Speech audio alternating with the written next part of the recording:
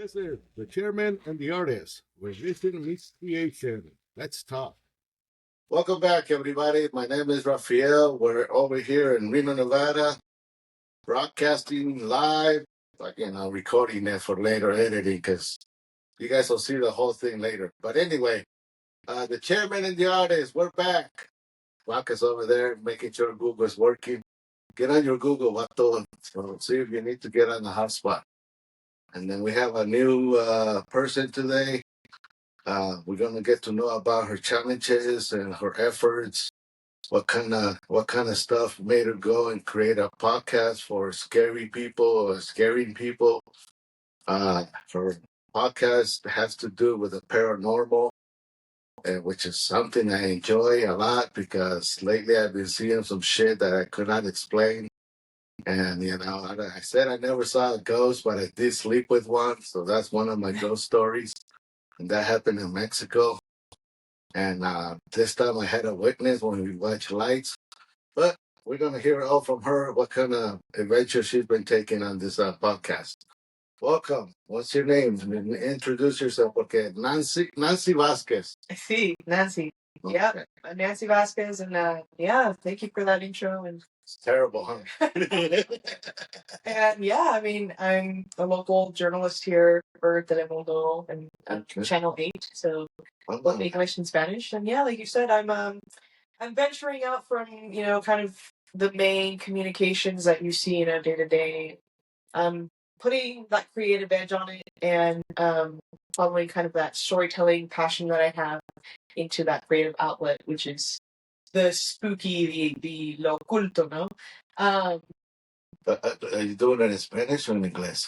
The podcast. El podcast is in oh my gosh, I'm like switching right between the two.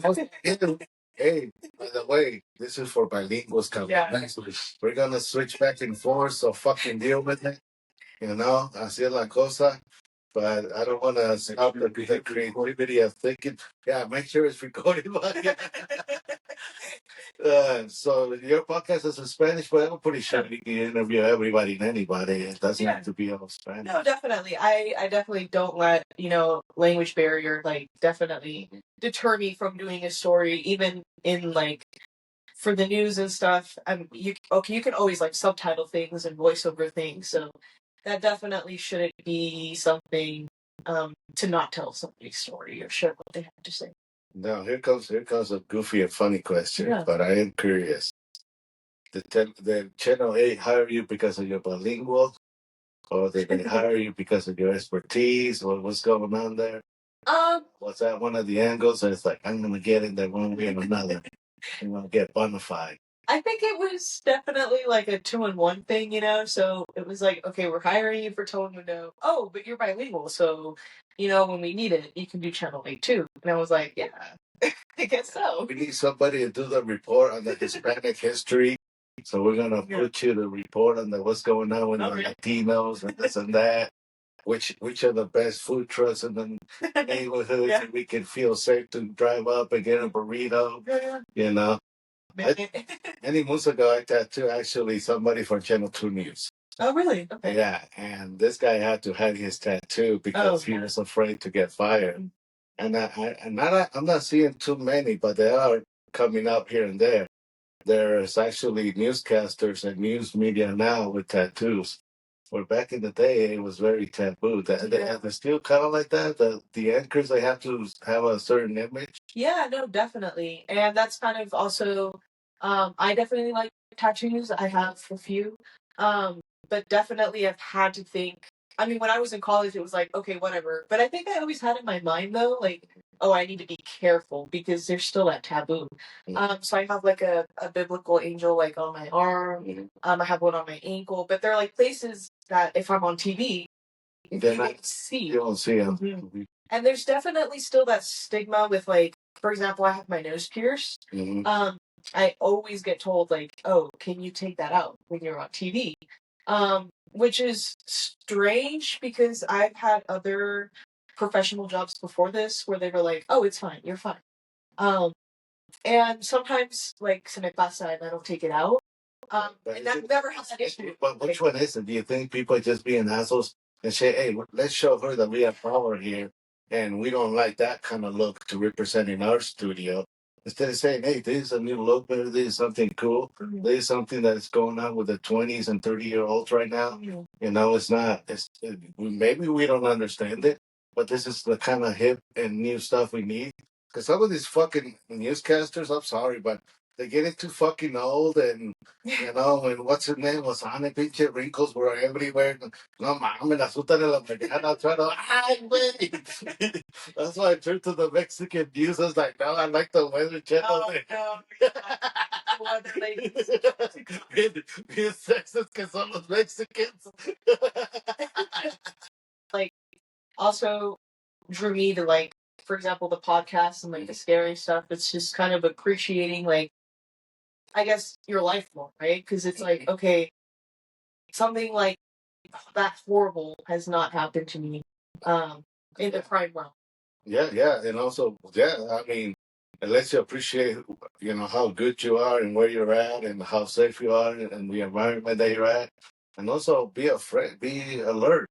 You know, don't be just looking on your phone. I see so many victims right now that could easily be victims, but the only thing that may stop somebody is like, oh, they're talking to somebody, so somebody's on the other side.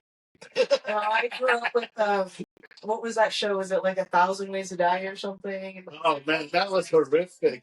Things, and I guess it's just kind of instilled that into me. Like, oh my gosh, I saw that on that episode, or like, just things that always make you think. You know? Oh yeah, that was fucked up, man. Because they show you like really embarrassing ways to die. It's not like you died bravely or this and that. This CBD infused cream provides targeted comfort with a zesty, refreshing scent. Find your relief today at ktapothecary.com. You know, when I got out of that shop and I got home, I was a father. I wasn't no more the tattoo guy. At my house, I'm kind of become a different personality. Once I step into that tattoo shop, let's get ready for a roller coaster ride. Yeah. Because, you know, I tattooed, for example, every other tattoo you do fun, and I'm tattooing the mother and daughter, and they're telling me they talk to dead people. Yeah, my mom sees a ghost and stuff like that, and I also see a ghost, and they describe the ghost to me. So they actually talk to dead people, and this and that, and this is a mother and daughter that have that gift, the sixth sense. You know, just kind of like that that movie. I see dead people. Yeah, I see dead people. I tattoo dead people myself. Wow. When I do portraits, I tattoo dead people. Oh, okay. Oh, yeah. Yeah, I tattoo dead people. When it comes to ghosts, I actually like those kind of ghosts to come visit me. My brother's ghost visits me through my dreams, and so does my father. My father visits me through my dreams. Yeah. You know, he'll come and tell me, and we sit down and talk through our dreams. I can actually control my dreams enough to have a conversation with my father and realize that he's there. You know, in my dream, I realize that he's visiting and he's coming to visit us and let us know that he's okay. So I had that privilege. I had that privilege with my brother a lot of times too. Yeah. And, you know, so that's how I see those ghosts. And when I go to Mexico, I like to sleep where donde estaban tendidos. Okay. You know, so I can have a close connection to them. I'm not sleeping up there. There's a room up there where I sleep with that bitch. Una viejita se me acuerdo, blanca, bien feo. Ay, güey, no mames. I told my mom, there's fucking ghosts in your room, mom, and I'm not sleeping in that motherfucker again. You know, mom, ay, mijo, es mentira. No, mom, I'm not sleeping. I'll sleep on the couch. I'll sleep anywhere else. But I'm not sleeping on that thing. I felt the presence. It's not like you know, you can feel it. You can feel somebody touching you. You can feel somebody. You know, you can smell them and stuff like that. And it's like, shit, como que no traía one good smell, you know. But it's fucking one of those fucking things that se te levantan todos los pinches pelos. You're like, should I dare even turn around and just get off the fucking bed and run for it? Yeah. Which that's what I did. I was like a pussy. Now that when you do the paranormal, how many episodes have you got so far? Where you going on this? I think this week will be number 8. 8 or 9. Yeah. Yeah, so we're going too fast on ourselves. Yeah. We're already on 30 something. I'm not stopping. I'm not slowing down. But you got to do a little more research on yours and stuff, especially Definitely, yeah. you're gonna do the whole story and then when you tell it, I just freelance this motherfucker. Yeah, no, it can get complicated. Just doing the research, finding the pictures, editing it with the audio. Definitely just the research part, I would say, just making sure I get like all the angles, especially when I cover like Native American stories. I definitely want to do them justice and make sure I'm getting my information right, um, and not being disrespectful to the culture for you. In what part of Mexico are you from? Were you born here or where are you from? I was born here, but my parents are from Mexico. They're from Guanajuato. Guanajuato? Yeah. What city in Guanajuato? San Francisco de Mexico. Yes. Or Maguey. Okay. Where I am from San Bernardo. Yeah, I know. It's like 9 minutes away. I saw that. San Bernardo. We moved to San Francisco. Yeah. You ever go visit Guanajuato? You ever go back and visit? Oh, definitely. Yeah, I was there a year ago in December, so I'm hoping I get to go again this year. Where'd you spend your time there? Tell me about it. I every time I go, definitely just staying with my grandpa. My grandma passed away in COVID, so it's just him there now. So when we go, we stay with him and just it's funny because like that there's like a street where my grandpa's store is at, and like all the family members have like a house around there, like the tios and tias. So definitely just go and spend time with family. They'll do like a trip. When we're there, typically, like I've gone to Cristo Rey. My sister got to go to Mexico City. I haven't had that privilege yet, but I would love to go. Um, yeah, it's just more time. Like December is like all the fiestas and stuff. So next time you go back to San Pancho, yeah, but Maguey, take your video, take your recorder, and ask them. Tell me a witch story.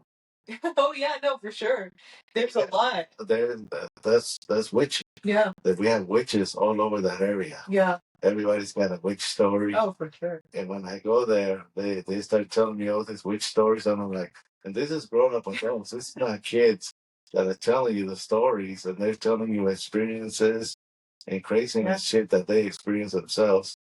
That whole area is got ghosts all around that whole fucking place. Ghosts from the also what do you call it, the Cristeros. Oh, when the Cristero shit happened there, Cristo Rey was actually one of the symbols that was used in the Cristero movement. So all that area has hella ghost stories all around there, So if you ever go on a little vacation, you can still get back into the roots of your what's the surrounding and find out. Guanajuato's got las momias, and I don't know if you ever been to. I have not. The time I went to go visit them, they were on tour, and I was so bummed about that. But you need to go to Guanajuato. If you go to Guanajuato. Oh yeah, I've definitely gone to the capital. Yeah. Gone to the capital. Yeah. I love that fucking city. It's beautiful. Yeah. It's got all kinds of history. Yeah. It's the revolución. I had a crazy vision that happened to me in the Castillo de Granaditas. Okay. When I actually saw and heard the battle and all that. Oh, really? And that happened to me. And the best way I can describe it, there was me, my sister, and my brother-in-law, and some other people. We were doing the sightseeing. Now, I had gone to Castillo de Granaditas when I was 8 years old.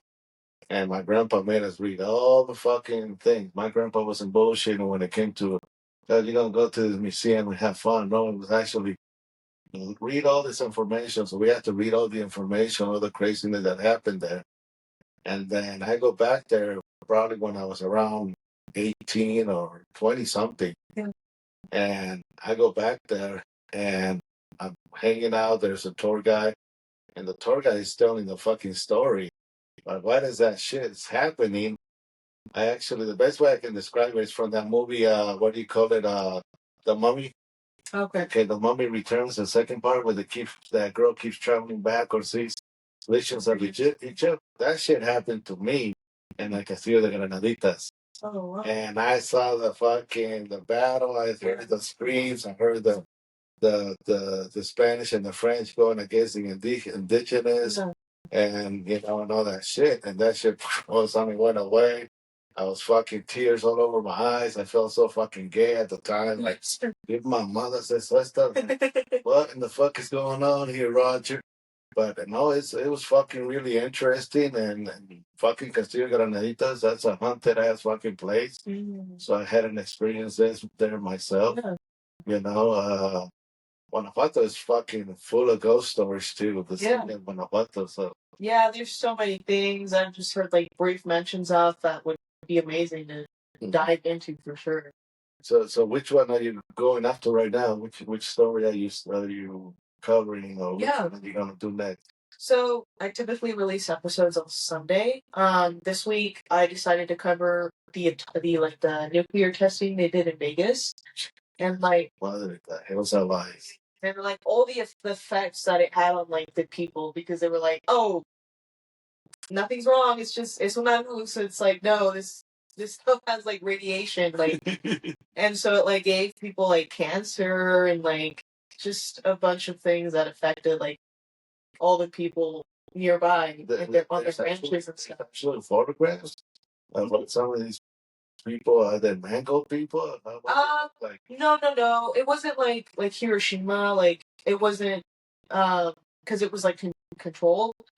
It was more so like from the fallout, like the dust and stuff. So they would get cancer, thyroid cancer, breast cancer, and they die early, like 40. Also, they were saying on some of my research I did, like women who were pregnant would spontaneously like lose the baby. It was more so just like effects they saw long term. In other words, in a medical point of view, it wasn't like outside these people were, well, suddenly, another eye growing out of their face or something like that. It was more so like sign. Or their kids weren't coming out with 3 feet and shit like that. It was more like they just perished. And you guys saw it in the medical field. Yeah. That's why they saw the results when people were showing up to the clinics. Hey, we had, I think it was, what was it, Fallon or one of these areas had also a high rate of cancers at one time. Yeah. I think it was Fallon, right? All the rural places around, like even all the way to like, they were saying like it affected like Utah, Iowa, and there was one more, Montana, I believe. Like the radiation went that far. And then that movie didn't help. That's how I. Yeah. Because when we drive out here in the desert, I'm used to driving out here in the desert. But as soon as you drive with somebody that doesn't know the desert or doesn't know, hey, is that shit real? What the hell's Hawaii? What the fuck you talking about? Is there people gonna be out here looking like that? Is it gonna be like that? And hopefully it's not. But as soon as you walk into a gas station, you got a handicapped guy that comes up to you. Hello there. You're like, the fuck is this shit for real right now? No, he just happens to be handicapped, man. So quit being a dick, Oh my gosh, it reminds me of like the chainsaw. The chainsaw massacre. Yeah. Did you see the first one, the original from the 70s? Yeah. Oh man, see, I grew up in a farm, so I kind of made a little connection back in the day, especially with Mexican cinematography, Mexican movies that were really ridiculous. Like they shoot somebody and the guy just dies right away. Real quick. Yeah. So. And growing up in the farm, you get to see how long an animal really dies after you even shoot them or stab them or this or that, or you see what it takes for an animal to bleed out and stuff like that. And, when I saw it on that movie, the Texas Chainsaw Massacre, that homie hits him in the fucking head with a sledgehammer and that body is shaking, and I was like, now that's real, To me, I was like so terrified. At the same time, it's like they capture something that really looks reality, because that's what you most likely you would do when you get hit in the side of the fucking head with a fucking sledgehammer. You don't go out right away. Your body's gonna go into convulsions and shit like that. Your mind is shut down, but your body's still doing reflexes and shit like that, and stuff like that. So. Or when, they chop off somebody's head on film and the body just drops. It's like, no, actually the body sometimes walks around. and shit like that. Sometimes they stumble, and some of the nerves are not completely shut down, so your fingers react and shit like that. Yeah. But yeah, I love that fucking movie. That was a scary ass shit. Classic, yeah. Yeah, the classic one was hella cool. I actually did tattoos. Those characters and stuff. Yeah. And I actually did a tattoo out of Ed Gein. Okay. Oh wow. Ed Gein, Yeah. the real serial killer, the one that was based on. Like somebody got that on there or what? Yeah. Oh, what the? Mike Lady Killer. My partner, he was Mike Lady Killer. Yeah. And he wanted to at one time be a serial killer. But this fucker, it was really cool. It was hella funny later. He would tell me that. But he had all serial killers on his arms. Oh no. So he had Ted Bundy, what's his name? Mike Accacelli, Ed Gein. My brother did Ed Gein, and then I did the touch up on it. But my brother, I believe, did the Ed Gein on him, and then I took over some of his other characters. Richard Ramirez, Mickey did it. Then I went over it a little bit. Then I did what's his name? The guy from that we see the dogs who talk to him from New York or the East Coast. But I also tattooed homie Sam, Silence of Sam, or something like that. Son of Sam. I did that one too. So I did all these characters, and one time he actually ran into victims of Ted Bundy. No. He ran into the victims of Ted Bundy in Salt Lake, the family members, and they were really pissed off and disgusted with his death idea and shit like that. Yeah. And another person, he had all Halloween stuff, so I tattooed Hellraiser all over his legs, and I did the Phantom, I did Texas Chainsaw Massacre, the Shining, all over his whole leg and stuff like that. Yeah. So through those kind of horror movies, you actually, some of these guys know where some of the stories come from or the stuff like that. So they kind of tell you, oh, the real motherfucker is Ed Gein. That's where they got the idea of creating some of the story in Hollywood, made it more or whatever. I also tattoo Wiccas, so witchcraft. Okay. Yeah, Wiccas, they're called Wiccas. I tattoo different religions and stuff like that. Yeah. Through a lot of religion, there's a lot of mythology. Yeah. Also that they kind of put together with pagans. So the pagan mythology was finally embraced by the Christianity or the Catholic. They just put it in their little story and stuff like that. Yeah. And redone the person in a new religion way. Mm. But that's the kind of shit I get to do in my stuff. What's going on through your fucking mind that others are not seeing. Yeah. How do these people have the psychic ability to see demons and shit like that we normally don't see? Yeah. How mentally these motherfuckers and shit like that. So it's fucking crazy because I'm tattooing these motherfuckers and they're telling me their dark secrets or stuff that they're seeing. And I'm like, okay, this one's could have been a good podcast. That's the reason I'm doing the podcast because I'm pretty sure you're probably noticing the differences right now. No. With working at the news place versus you doing your own podcast. Right. I mean, it's like you were talking about. It's like there's always going to be that public presenting personality, and it's something that I've definitely come to realize as I get deeper into this career. For example, there's been like rumors and stuff started, like about me, and it's like, well, these people will never know, who I really am because they just know my public personality. And for me, the biggest thing is definitely always keeping things professional. I don't have issues with anybody.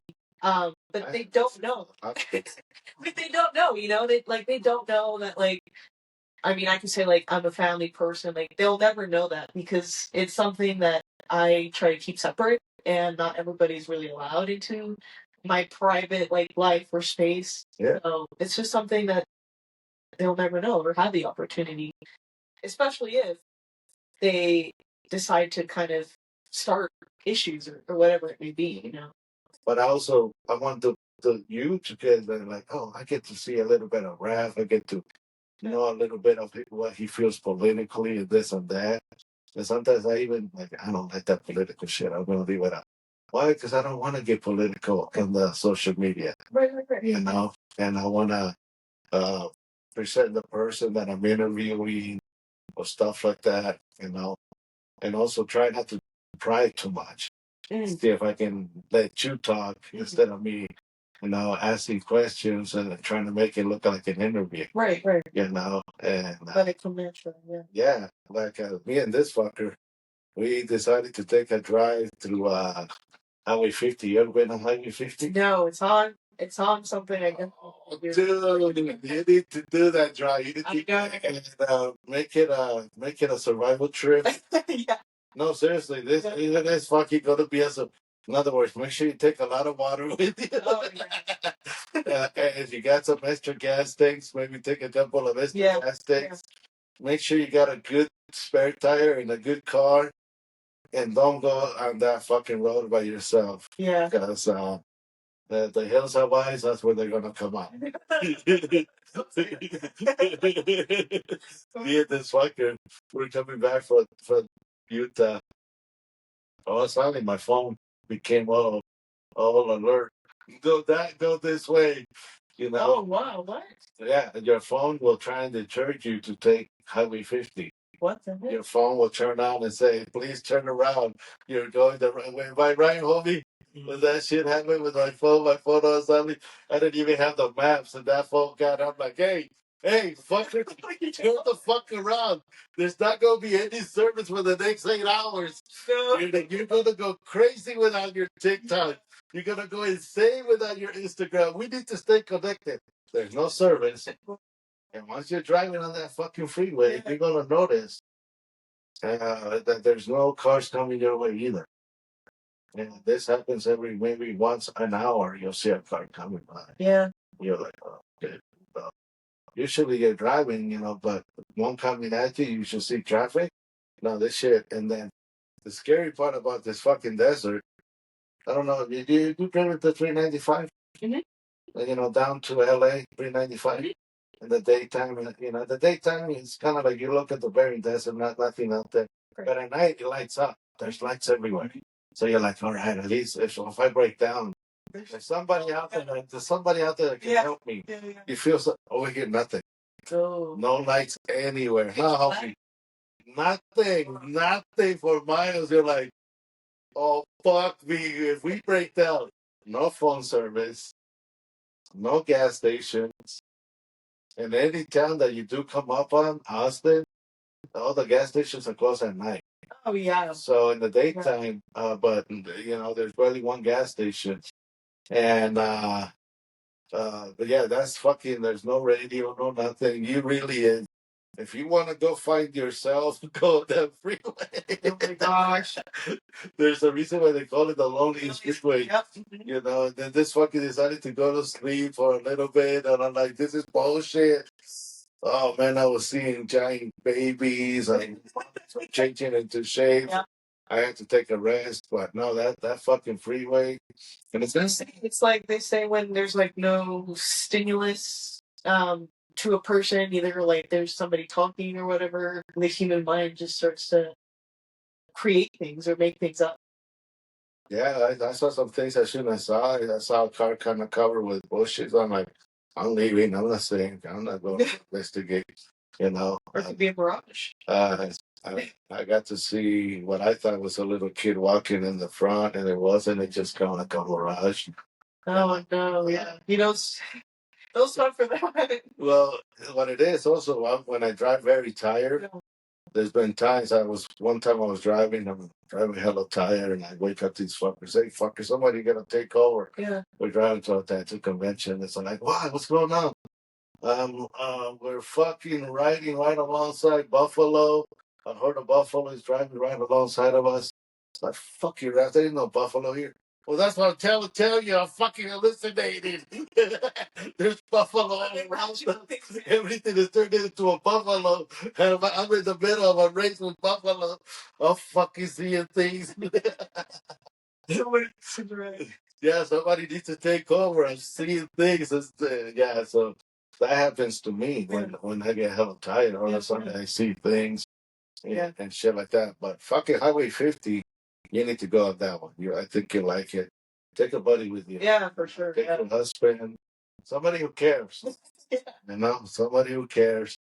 Because it's almost like you go into a survival mode and realizing like if you get stuck out there, you're not calling a tow truck. Yeah. And if you do get somebody to call a tow truck, it's going to be about 4 or 5 hours.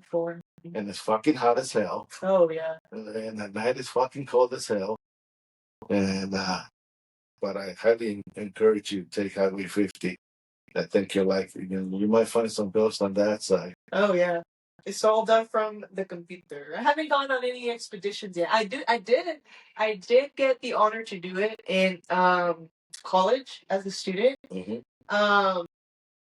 It was, I'm trying to remember, it was the one hotel downtown. I can't remember which one it was. And that was an interesting experience. I don't think I was just very happy to be there and like participate, but I definitely don't think that there was anything there. So I was able to go with these investigators, and they were exploring the basement of this hotel.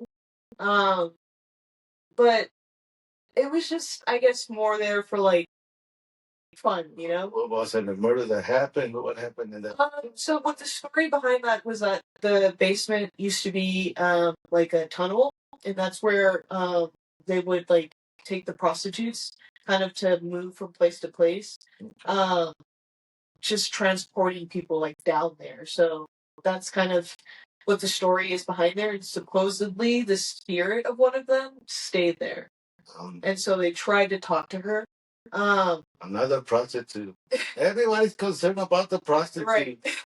You know? Well, there's a lot of them here. There's no secrets that everybody wants to know. Because the miners and everything when they were here. Yeah, prostitution is part of mining. Yeah. I think, yeah. Is there any ghosts on the mines? Or the other ghosts on the prostitute side? I wonder, is it because of I have not heard of any. Because like we talked about earlier, like a lot of the stories that I've heard, and the first ones that I decided to focus on were like heard like through word of mouth. And for me those were the indigenous ones, so like the water babies, the giants. I'm trying to think of what other ones, but those were like the first ones, the first like stories that I heard as a kid, here. The Donner Party, that like traumatized me as a fourth grader, they're like that's just.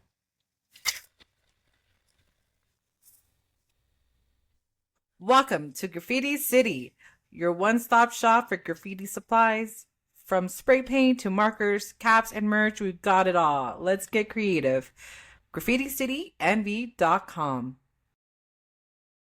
I mean, as a little kid, we were taken to see the Donner Party. Yeah. I don't know, maybe you did that too. You go do your little, let's walk you through a horror story.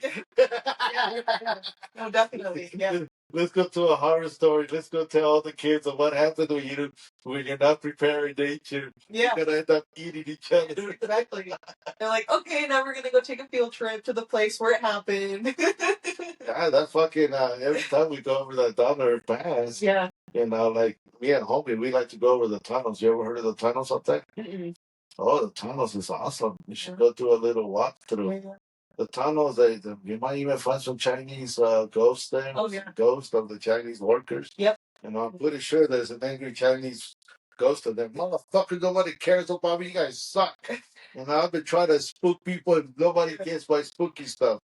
But that was built, I believe, from Chinese. Yeah. But there's a bunch of graffiti at there.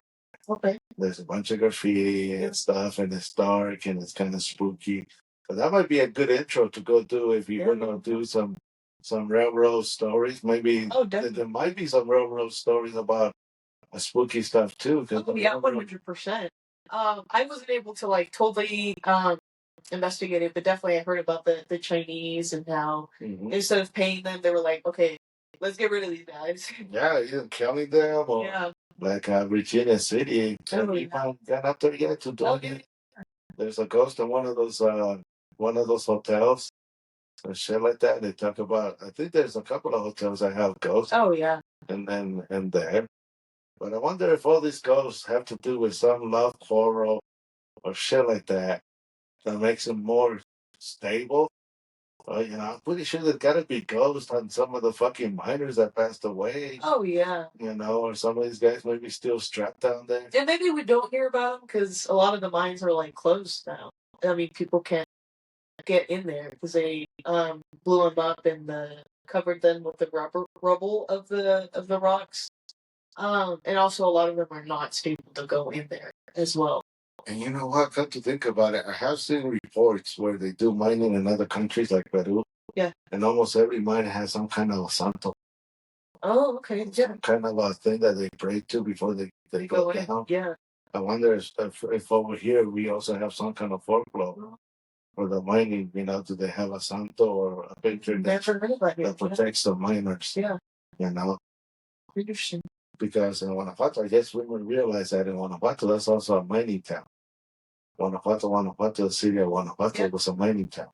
That's where they found a lot of silver. Yeah. But yeah, that's going to be interesting. And I think that when it comes to the ghost thing, once you grow, you're going to start spending. You're going to get out of Nevada, start seeing other cities. Well, I don't know. I definitely want to stay in Nevada. That's the goal. Just because there's so much. I mean, that I like grew up here and so much I don't know. So I feel like there's definitely so much that I can. Because, for example, people really only know like Vegas, Reno, and it's like, well, what about like the pueblitos? What about over there? Like you were saying, like with Guanajuato, I'm sure like they have ghost stories and witch stories or whatever it may be, but they're not like told. They don't have like a platform, or maybe people don't ask them about it. Mm-hmm. But I'm sure 100% they have it. I would say, when you go to interview these people, look for the elders. Oh, well, yeah. Look for the elders and listen to their stories. Yeah. Because they probably have some of the last loose ties of a story that hasn't been told. Yeah. And ask them who their kukui was, or what was it in that region that scared them, Who was it that kept the town from going out at night or stuff like that. Yeah. And because you want to record this. You want to record some of these legends, and maybe some other guy has the same legend. And then you're like, all right, because once these people pass away, it's gone. It's gone, and by the time it's also passed down to the next one, ya le echaron un poquito más. Yeah, it's true. Un poquito back in the day when the computers, there wasn't no computers. Yeah. I'm going to make my own. But I think, this is a chance to document some of the stuff. Oh, yeah. To me, it tripped me the fuck out when I went back to Mexico and I was actually asking the elders. Yeah. As soon as I was sitting out with some of these old guys and we started talking, had Espanto, or there was also a witch doctor in town. About the witch doctor and shit like that. And like, what the fuck, this shit? I thought it was only a National Geographic. But you're right there. Yeah. Your town is part of it, like that whole area. And Maguey, oh my God, we had a good experience there, man. Yeah. Yeah, it was hella funny. What was it? I think you also got haunted place, El Puente de las Abejas. Oh, uh-huh. That's hella haunted. Yeah. All kinds of stories come out of that puente. Mm-hmm. So when you're down there, if you want to get out of the house for a minute, or have you ever heard of kids having the ability to see things? Oh yeah, I don't have kids, but I have 2 black cats. Oh, and so very like they're considered like protectors and stuff. Mm-hmm. And so I don't know. I just feel safe around them, and I don't feel like anything has ever happened. Bring the black cats with you. Yeah. Bring your man with you for protection. Okay, you need to bring him for protection. And mace. Bring mace, because it might be a bear. Bring bear mace, because it's dark out there. and go have some fun. Go explore Nevada. So through these ghost stories, you also have to do a little research Yeah. on the victim, or Yes, definitely. I haven't really done like too many true crime. I've only done one. I don't know if you've heard of the story of Julia Boulette from Virginia City. They have like a statue of her. So she was like a really well loved prostitute there. Um, and it's still a mystery who killed her, but they said they wanted to steal her things because she had a lot of like nice jewelry and clothes and stuff. Um, so I definitely delved into her journey here because she wasn't originally like from Nevada. She traveled first. I believe she was from Louisiana, if I remember right, and then she came to San Francisco. But there was a lot of prostitutes there already, so that's why she came here to the mining town. Um, and so definitely, I follow their journey and everything, leading them up to here to Nevada. Um, just trying to find all the angles. and how do you find this stuff? Is it easy on Google now, or do you have to go to the city register, or is this shit public? Um, like these birth stories that I've been covering for sure have been just like things that I've heard around in the community. So, Julia Boulette, I mean, there's the statues there. I've seen it. So I was like, oh, let me look into this history and whatnot. Let me find out more. So it's been more so, um, what people have told me, or hey, what is that? Let me look into it. It's been more so that. So a lot of my ghost stories and stuff, I get it to the public, and they're telling me this, and that. And now with Google or YouTube, I can kind of at least look up some of this and see, you know, at least maybe some images and shit, and not wonder what are the water babies supposed to look like, Yeah. and shit like that. I used to go fishing at Pyramid Lake, Yeah. and we would hear stories about goats going under and shit like that. Okay. Well, I kind of figured this one, but I don't know. I might be a little pendejo. But Pyramid Lake was a practice area in World War II for bombing and shooting and shit. So there's a lot of ammunition down there that has not detonated. Okay. Oh, wow. So actually, there was one point when I was fishing out there that they sent military crews to go on down there and send some of these off or find them and blow them up. Yeah. And but I think that's what made some of these boats all of a sudden disappear, because Pyramid Lake has a history of boats disappearing, And fishermen people, disappearing. yeah. Mhm. And some of my explanation to that is a bomb goes off, all the bubbles have to go up, and then it fucks up the ship on top, and all of a sudden there's fucking another fisherman going down. And as a fishing guy, I hear all these facts being like, don't fucking go fishing at Pyramid. You get the water babies and they'll grab you under. And that lake has currents. Uh-huh. It actually has current Drop-offs and drop offs and shit, and if you're not careful, and you can fall in with your waders and shit, you can easily become a drowning victim, you know. But also, there's a lot of military practice there, And I was fishing out there, and all of a sudden I see motherfuckers rebelling right next to me and shit like that, full gear, and then they come up and they grab them and take them up. I'm like, what the fuck is going on here? But Pyramid has got a lot of kind of cool ghost stories. It's just as long as, I mean, something that the natives always say is just respecting the land, right? Respecting the land, and in a sense, it'll respect you back, right? It's like, yes, there's the legends, but it's just about, obviously you're not going to go and I feel like a lot of people forget this because you'll see it like in Tahoe and stuff. Like they'll go, it's 4th of July and they leave everything behind, and it's like, well, you're not respecting the land. Yeah, it was one of the last frontiers for a lot of the natives to fight off the invasion of the white man. This is some of the last wars that happened. Yeah. I got to learn why Winnemucca got its name Winnemucca. Yeah. I got to learn some of the history. A lot of YouTube. It's not like but I also drive out to these places. I drive out to these places. I tattooed quite a bit of people from the places. I tattooed, military people, people that live there, native, Mexican, white, So they all kind of paint a little color, but they all have the same cuy. Yeah. They all have the same fucking like story out. This guy is carrying us in this area and shit like that. You ever been up here in Northern California, the little towns too? I don't think so. Oh No. man, there's a lot of fucking cool shit on there to explore. Yeah. Yeah, all those areas are also, you guys spooky because you got the weed growing motherfuckers. I would call them a mountain man. Okay. Susanville area and all this area. Okay. They will come down and get tattoos, so they will tell us all their stories and shit. But you live out in the woods, and shit like that. You got senses take over and shit like that. So you got a lot of stories coming out of those woods. And so maybe, when you cover Nevada. Oh, yeah. There's so much. There's so much. And start going into Northern California.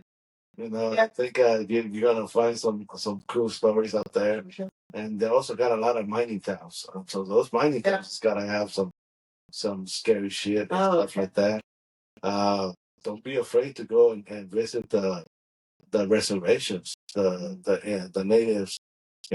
They also want to share their story. They also want to talk about it. Don't leave them out. Yeah. Because prior to the internet, nobody was really talking about things, believe it or not. Yeah, it's like something that I feel like podcasts and all of this recently boomed. Like, I don't know what it was. Maybe I heard it boomed during COVID, so maybe it was that need for like human connection. And hearing people tell their stories and stuff. Well, you know what I'm noticing?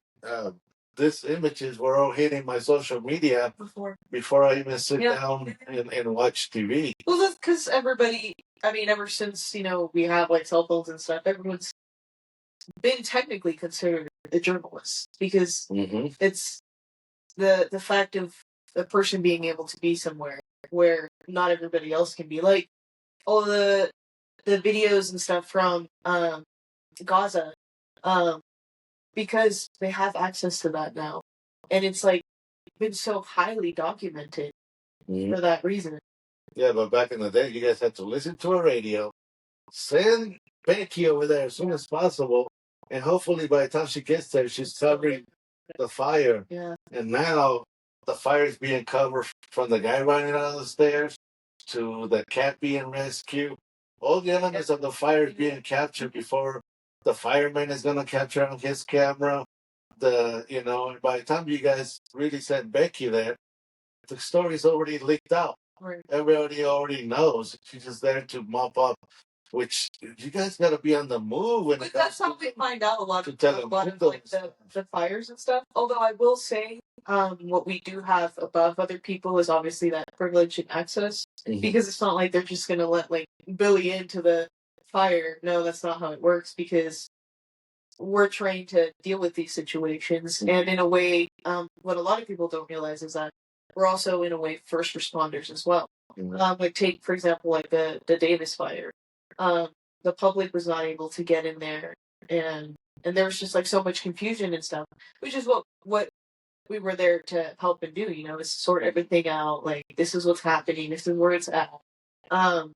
Because it's not like the general public can just go up and get that information. But I wonder, you guys are probably also battling with that. Yeah, too.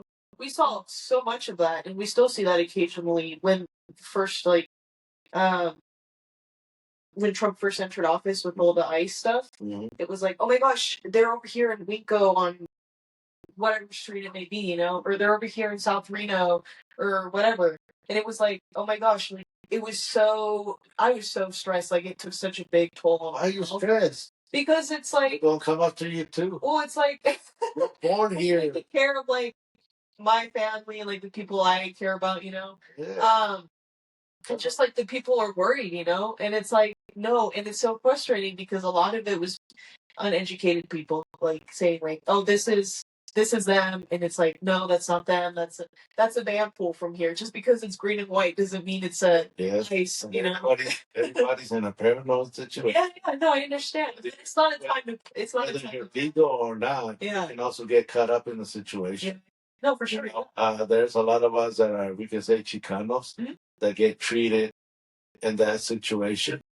And so a lot of us are offended. A lot of us are like, how dare you do this to me, motherfucker? I'm one of your citizens and shit like that. So, but we look in the mirror, it's like, fuck it, I'm brown as a handsome. God damn it, no, no wanna poke you.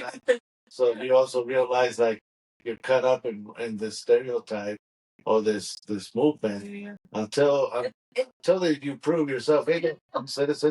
No, and like you were saying, some of it was also like people saying like, "Oh, I want my 5 seconds of fame. I'm gonna make this lie up and say they're right here." Oh yeah. And it's just like you're literally just causing harm to people who can be affected by this just because you think it's funny or you want to be famous or whatever. That's kind of like the malicious way to, how can I say, alert the people and even bring fear to the area. Yeah. Believe it or not. Okay. Let's say Dustin. Dustin has an issue with the wetback thing, and he's been fucking fed up with the whiteboard, with the wetbacks in the neighborhood, and said, so the only thing he can do is maybe post fake shit and this and that to get the people alerted and run. And it's like, well, now I know who it is, and that's the only way he can do it, because legally he can't really do shit. Yeah. Legally, it's gonna look like shit even if he does close eyes, but he doesn't know which one it is or which one is not. And it makes me wonder how long the news going to be reliable, or how are these guys struggling with all this stuff. And when do you guys get your credibility back? Right. How do you get your credibility back? Because this is not a button that's not going to go. It's not going to be easy to shut off. I definitely think. I mean, the thing to remember is that local news is definitely different than national news, and national news has definitely been the one that harms that reputation. Local news is not, they're not the ones who I would say are responsible for that, like, damage to credibility. And it's just like in any field, there's going to be people who are good and bad at their jobs, and who do a good job at whatever it is they're reporting, doing it in the right way. And what I've noticed, unfortunately, is that either due to like time, because it's a time thing or whatever it may be. Sometimes all the details nationally don't get in there. Oh yeah, it's kind of like the way I look at it. For example, back in the day, if I wanted to know what the weather was like tomorrow so I can go fishing, I would wait until 5 o'clock. Then I would turn on my local news and check out the weather. Yeah. But now, look on my app what the weather's going to be like tomorrow. So you have all this stuff that I don't have to wait for this. It used to be, I used to wake up to check the 4 news and watch them, because mainly I like the casters better than the other wrinkly necks. I had to look at the other shit and stuff like that, or and some of these guys, I think when it comes to the television, you have to keep improving the image, but also finding the talent, and that's the talent and the ability. But people are like, no, I want somebody more beautiful. I want somebody more like this. We all want some kind of beauty on TV or whatever. Yeah. And so that's something that plays into the audience. And some of us are concerned. We can say we're older, we're concerned, but it's getting more and more custom and convenient that I don't have to wait for this or that. I can check this and that whenever I want. I can go look at the comedy side. I can maybe go look at and then the guy that I might be doing the podcast, and I think he's very reliable. So it's things are changing. I think the podcast is also giving a lot of freedom for people that really, take. I think you like doing the investigating thing. I think you like putting together the story and putting it out there and stuff like that. And sometimes the TV, they don't give you that much time to tell the whole story. You only have 30 minutes and this segment. I'm like, motherfucker, I've been covering the story for the last 3 months. Weeks and stuff. Yeah. I put a lot of effort, and all you're going to give me is fucking 30 minutes. Yeah, 2 minutes. I can literally tell the story of how he snuck into the door, and I'm going to leave all the details out, So I think podcasting is really allowing the people to do that. I mean, there's a lot of newscasters that are going into podcasting, a lot of people that know Started that are good at the microphone and shit. But it's so fucking cool that I have control of this. Yeah. You know, and back in the day, you would think you had to have a whole production team.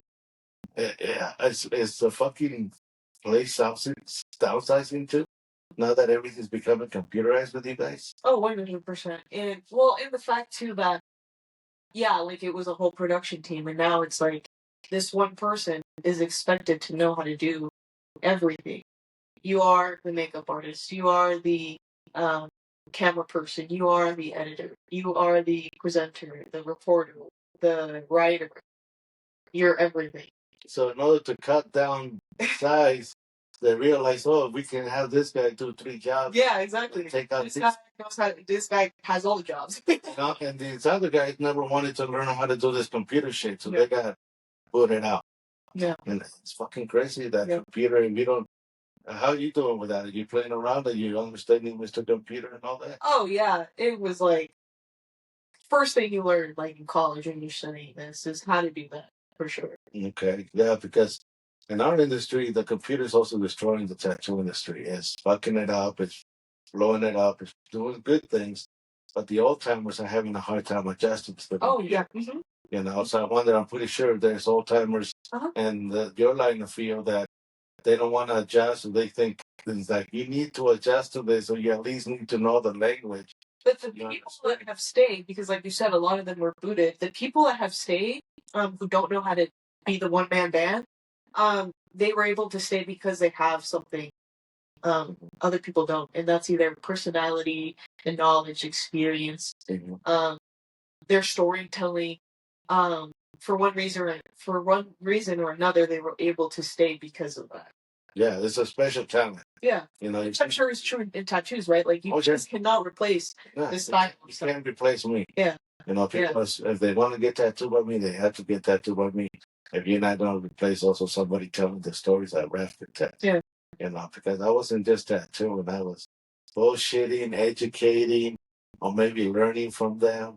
And if I wasn't learning, maybe I would just throw down one of my fucking goofy stories. I like to tell them, you know, sci-fi stories and shit. Shit that they can't go back and double check on me. Because it's so embarrassing when they come back with true facts. And you were wrong. You've been passing fucking rumors about this person. And this whole time you've been fucking lying to people. How many people?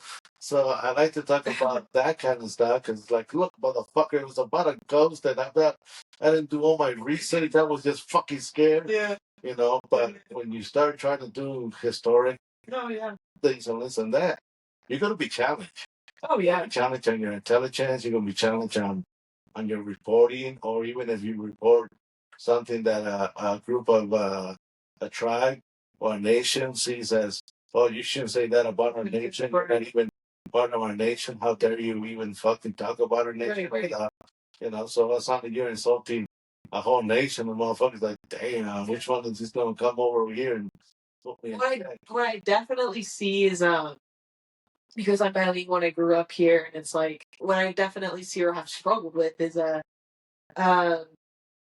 like the language thing. So it's like Spanish, and I definitely would say it's improved so much, so tremendously since I got this job, because it's like learning the lingo in Spanish of whatever your job is. It's like if you're a doctor, like you got to learn all those medical terms in Spanish and whatnot, you know, kind of like in that realm. But even now I still have like it, and it happens in both languages, honestly. Like I'll have an accent, or I can't pronounce something, or I don't know the word. But like the difference between English and Spanish is that, like, I've noticed, unfortunately, like Latinos, like it's just like I don't know why it's such a big thing when like a Hispanic or a Latino has trouble like pronouncing or whatever. They just get like so bashed for it, or like you're not a Mexican, you can't talk Spanish, or like whatever it may be, you know. And it's like, whoa, like a lot of people. Let me put it this way, and this is a funny thing. And I even had somebody write a letter about this. You know, when I go down there, I have a hard time adjusting because me miran la cara de pendejo. Yeah. Porque no sé el español bien, hablo bien chueco, bien mal. They make fun of me. Y aquí, they make fun of me porque no hablo inglés bien. So, soy pendejos on los dos lados. Even though I know two languages, and we're catered to. Yeah. We are catered to as Mexicans. The average Mexican now takes 8 to 10 years to learn the language, the English, let's say. Back in the day when I first came here, there was no radio in Espanol, no TV. None of this shit was in Espanol. We had to go all the way to Sacramento to go see a Mexican TV show or a Mexican movie, all the way to Sacramento. There was nothing here. So it only took me 1 year to learn the language, English. Yeah. But if you're catering to the local guy that just came over the border, you're catering to him when he goes to work in Spanish, le ponen el radio y órale, compadre, y todo el día trabajando, va al banco, everything en español. Why does he need to learn English? Yeah. You know? Yeah. And then we think que no están educados. Yeah. Because we base it on their fucking language. Yeah. You know? But I had one of those letters wrote, and the whole shit that I have wrote, I just said it right now. Yeah. You know, and I had that wrote to the city, the governor of Nevada, hey, why do you teach 2 languages? Yeah. If you let this fuckers come in through the back door. Yeah. You know? We have every fucking channel they have it in Spanish. Showtime, HBO. I get to see fucking John Wick in Espanol. Mátalo. El bobo yoyo. Chris Rock. I get to see Chris Rock in Espanol. Oh my God. Yeah. I like to watch, like, you know how I learn Spanish, even to improve my Spanish? I had to watch a lot of science and politics Oh. in Spanish so I can learn my Spanish. And I try to watch it from Mexico now that I have the ability. Oh yeah. Miro las noticias de Culiacán or las noticias de Guanajuato. Before I go down there, I kind of get to know, you know, what's going on in the neighborhood. What's recent? So that way, when I get down there, I might be talking about the same topic. Yeah. And I don't look so much out of place. So I look up the news in San Pancho. Hey, what's going on in San Pancho? Yeah. Like when they, oye, supiste de la comadre que mataron allá. I see it, then I feel like I'm part of the talk, and not like coming in like a full tourist. So I do that. Good for travel. You know, tip for travel. You know where you're going, find out. Yeah. You know what kind of weather they just had. That you know how they dealing if there was a hurricane. But nobody, I don't think too many people have put that together or figured that. I'm not saying I'm intelligent, but I did have this letter, and I would have it out there in the lobby. And most of the people that found that offensively were the Mexicans and the Chicanos. Mm-hmm. Makes sense. I can see that. Yeah. And the letter started, have you ever been in a place where you feel uncomfortable that people are talking about you or pointing you out or you wish you knew? But all that shit is going away. We got Google Translate. Yeah. You should be able to get around places and not worry about the language. But it is nicer if you did learn it. You probably are very intelligent because you know 2 languages, pero no te miran así. Yeah. You know, and not knowing that you know 2 languages, they don't see you as, as like smart. You should be being challenged by the Mexican and the white side. And that's something definitely, like, my husband has definitely said, it's like, well, how about you do your job? Because I don't just do it in Spanish, I do it in English and Spanish. And what is your husband? Where is he from? Over He's from Monterrey. Monterrey? Okay. Mexico. I've been there. Yeah. Beautiful city. I have not. Oh my God. There's a lot to do. Vete tu cabrito con tu hombre allá a Monterrey. He knows what I'm talking about, cabrito goat. That's where they make the delicious goats. Yeah. You know? But oh my goodness, that's Monterrey. Macoa, what is that? Yeah, if you can, get the fuck out of town before you get kids. So if you guys got no kids, take vacation, go enjoy life. You know, Monterrey is beautiful. I've been there. I went to do a tattoo convention there. That's super sweet. Yeah, I bought a. Yeah. So yeah, it's fucking cool. But Monterrey, if you can, go with your man. You got somebody is he got family over there? Yeah, he does. Yeah. Okay, should you guys should set There's up. a lot to do. There's a lot to travel and do for sure. Yeah, super.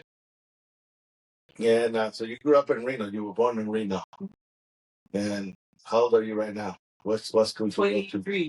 What school did you go to? I graduated from UNR. UNR? Pride of UNR. What did you study in there? Journalism. Journalism? So this is And art, actually. something that you wanted to do since you were a little kid? No. How did you end up in journalism? Eras el chisme para mí, ¿verdad?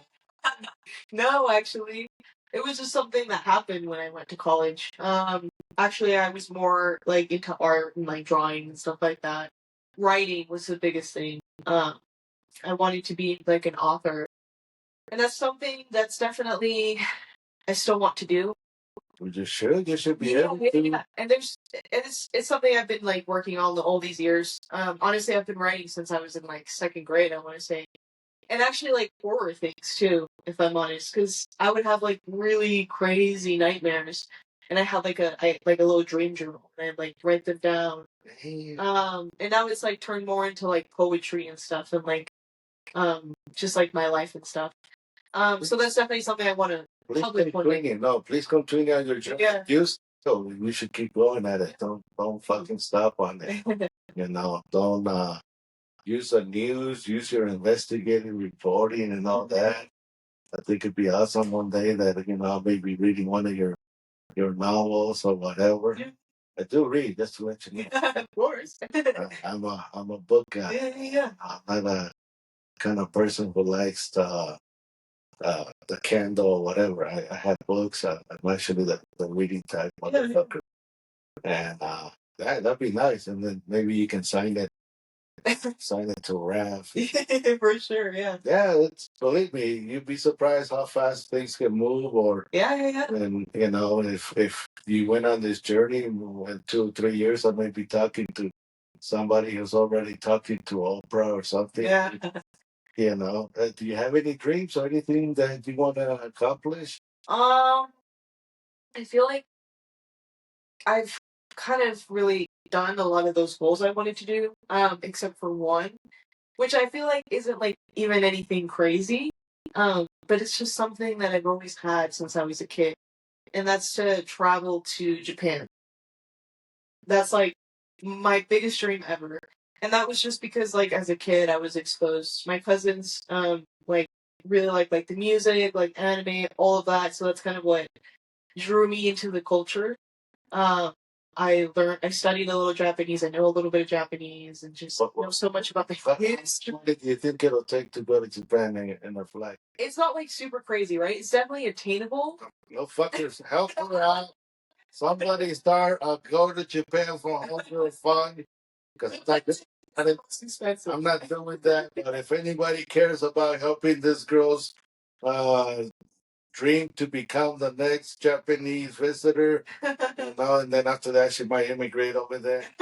But anybody cares to help out a young and up rising writer, and then she might even write a story of what it was, the experience of visiting her dream place, help her out.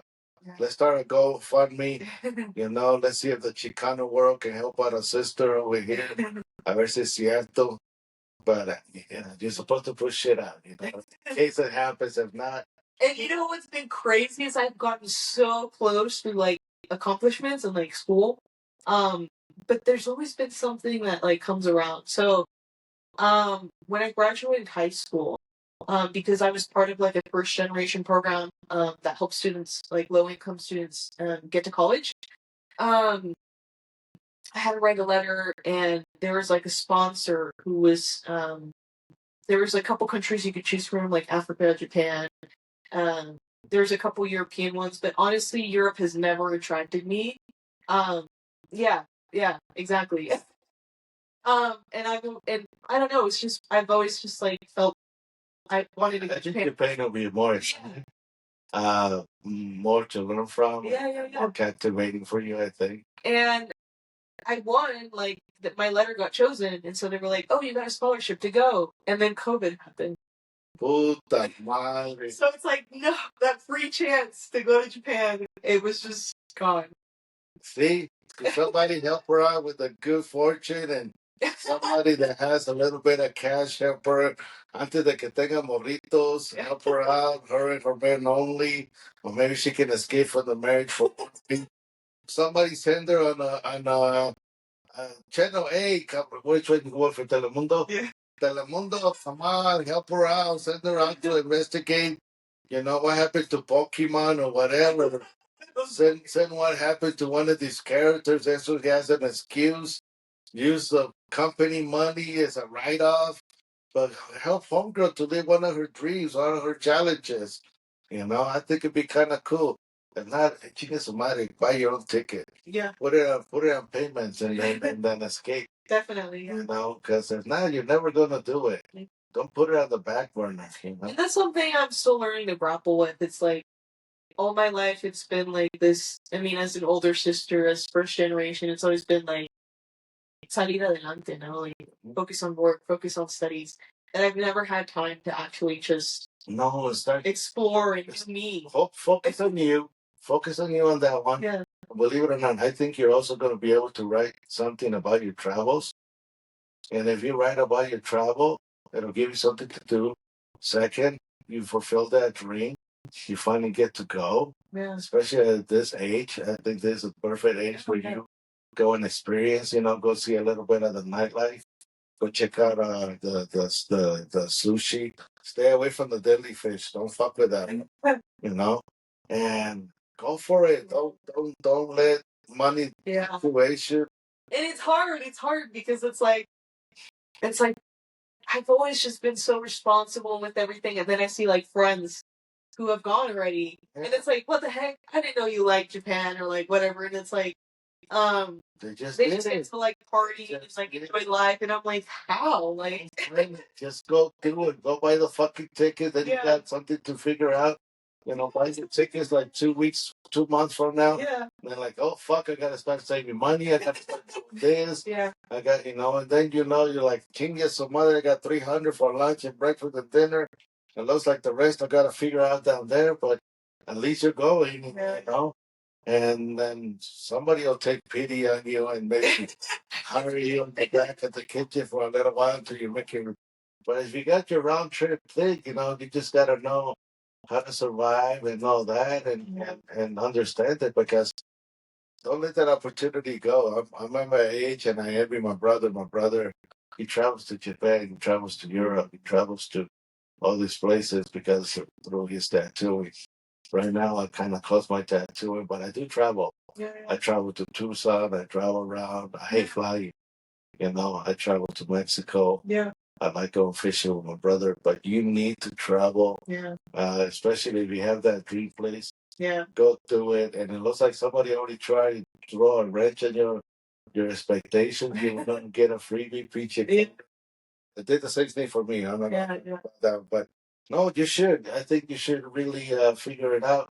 Go tell your husband, hey, ahorramos dinero and let's buy these tickets and make it a honeymoon or make it an excuse. Yeah. Or maybe buy the tickets for him on his birthday. I got you tickets for your birthday, honey. Where are we going? Hawaii? I mean, Japan? Yeah. Y te vas, I mean, because some people that keep trying to plan it or whatever, and it'll never happen. Yeah. Sometimes you gotta fucking take the chance. I kind of did a little bit with my wife, and we took some trips. I wish, hopefully, somebody will buy my fucking chairs and tables so I can start taking trips with my wife. I want to take her to Walt Disney again. I want to take her to Florida. She wants to go to Florida. I told her the mosquitoes are too big over there. But she wants to go to Florida, Orlando. And so I do have my drive. I do have my dreams too. Yeah. And I'm glad that you do.